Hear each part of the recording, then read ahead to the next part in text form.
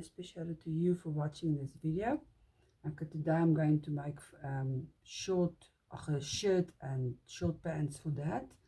I'm going to try, this is a little kitty's mask, so I want to use this picture for his shirt, so I'm going to take it off and hopefully it will be enough for his shirt.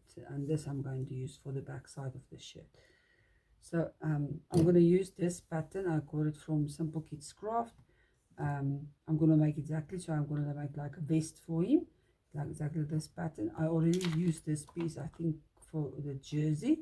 Yes, when I made him the jersey. I will put the link up here in the corner so you can, for a video for the jersey I made. So I'm going to use this as well, and then I'm going to use this for the short pants, and I'm going to use this short pants here as a pattern for this one. So yeah, let's get started.